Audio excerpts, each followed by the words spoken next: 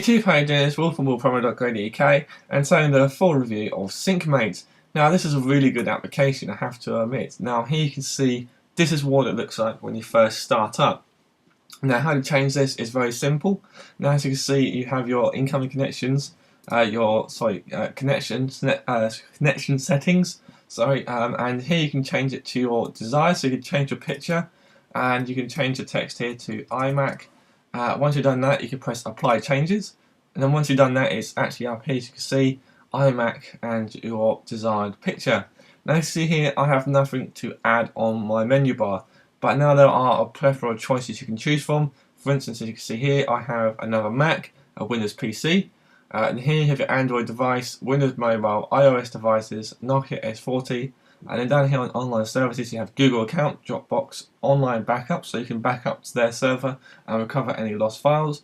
And this one I like the most is actual mounted device. So basically if I connect my iPhone to my iMac, I can basically use my iPhone as a hard drive, and that will cover any lost files.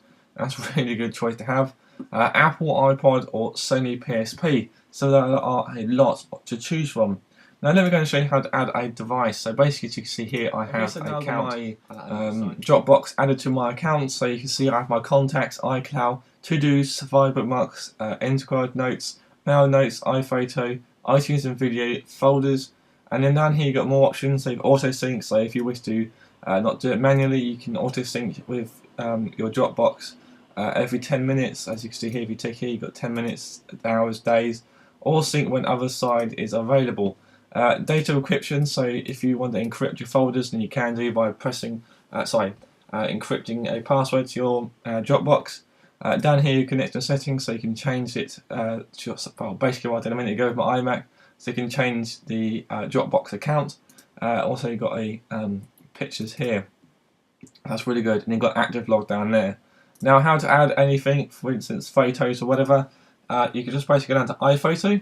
Now don't be put off by this, this is basically normal. When I first saw this I thought I don't have iPhoto, I use Aperture and mainly Lightroom, but you can choose local folders like so, and you go down to pictures folders, and then after that you go here, and then after you can open that, and then after that choose folders, and choose that, add, and then after that it's basically syncing with my SyncMate basically. So once I look into my Dropbox it'll be there and all ready to be saved, so that's really good indeed. As it says offline right now, I need to activate it later on, but you know what, no matter what, that is brilliant for what it is.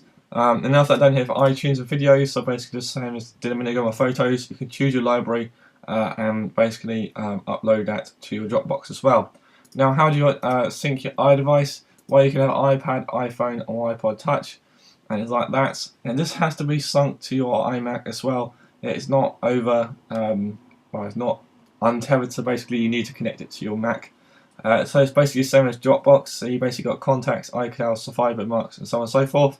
Down here you got auto sync, so you can sync every 10 minutes or whatever. SMS reader, I haven't really used that. Call history, mounted disk, so as I said a minute ago you can connect it as a mounted disk, so that's really handy if you want to use that. Connection settings, so basically I'll name my phone Rona, or I can choose a different icon, so that's really good. Anything else I can add to it? Yes, you can add a hell of a lot more, but I don't really need to do that because I only use my iPhone and my Dropbox account. Okay guys, so here you can see the actual options. So here you have just normal SyncMate. You can only get a few options on what you have. So here you have 50 MB online backup storage, and that is online backup storage. Usage period is 1000 years. So that is kind of a lot. The one I got is SyncMate Expert. Now this gives me everything. Now this means I'll get the full range of plethora of choices I could choose from, and that is reasonably good. So you get 200 MB and plus 1000 years as well.